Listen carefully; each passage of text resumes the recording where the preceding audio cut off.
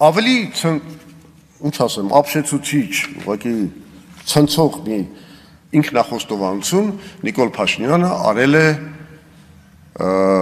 օգոստոսի 23-ի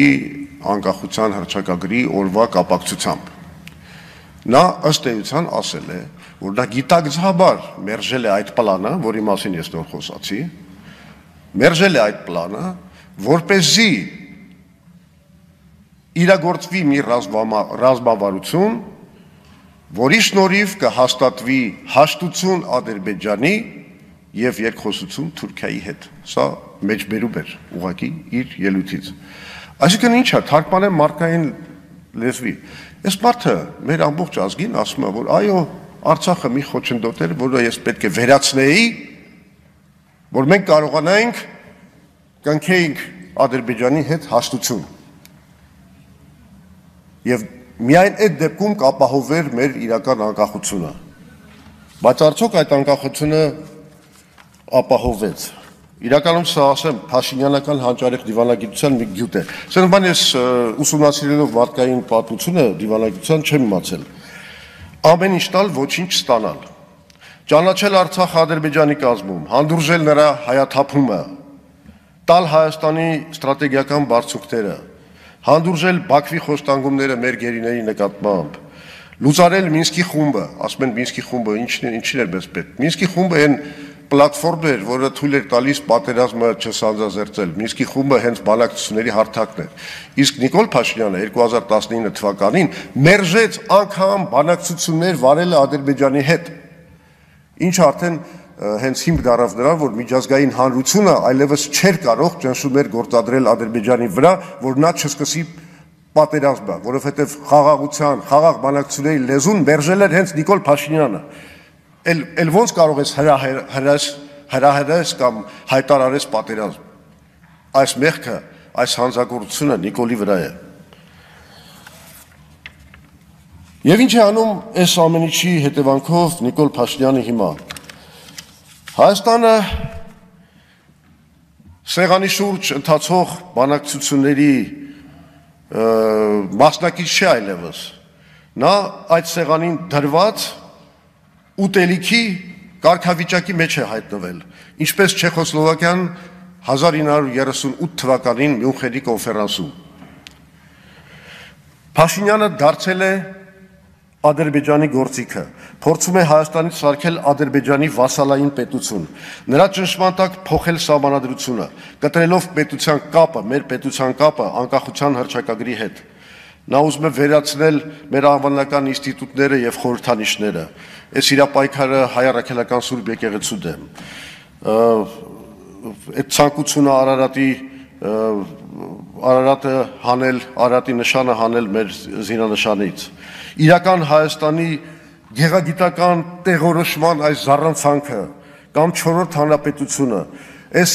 փաթեթավորման տակ ընդամենը կատարվում է հետևյալը։ Մեր ժողովրդի վզին նա ուզում է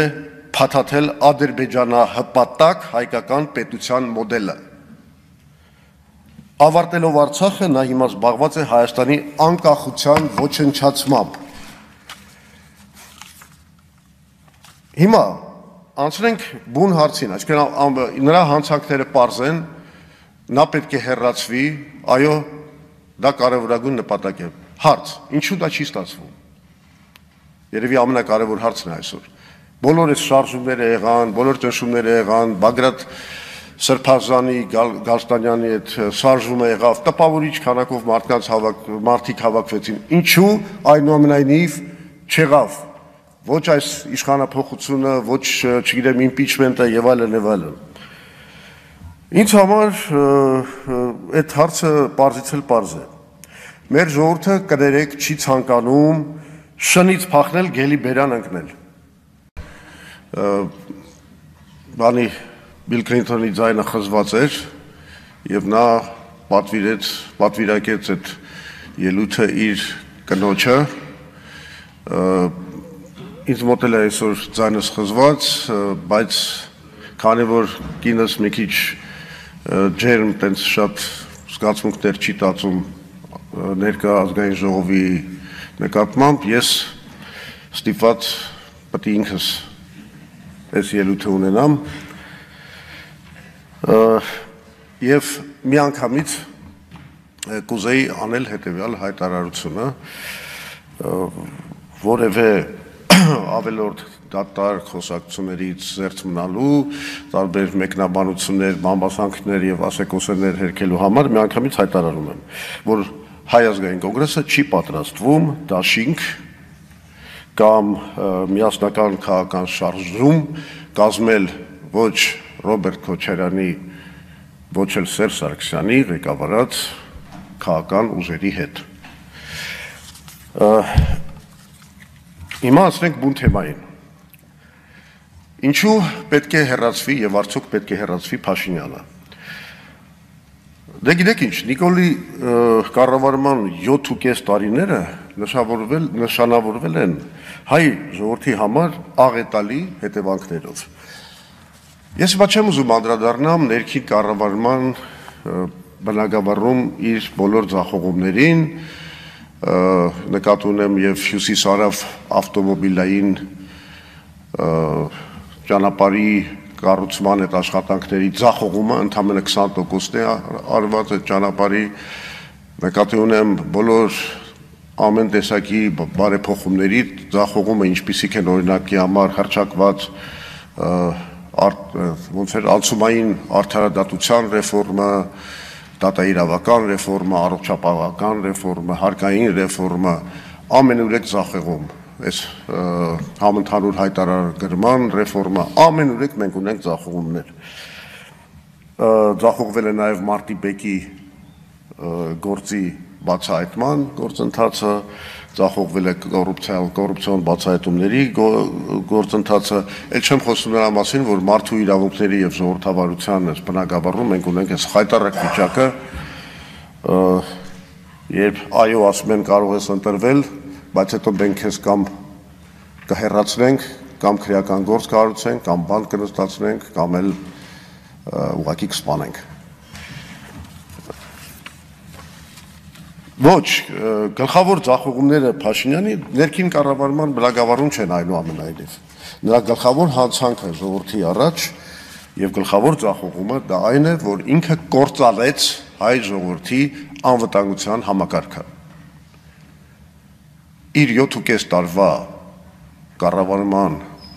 ժամանակ մենք Ադրբեջանի հետ ունեցել ենք 10 ռազմական բախում, որի հետևանքով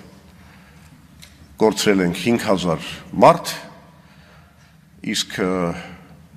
եւս մեկ հայոց աշխարհ Արցախը կրկնեց Բիթլիսի, Վանի, Էրզրումի, Կարսի ճակատագիրը։ Հիմա էլ վտանգը կախված է Սյունիքի վրա։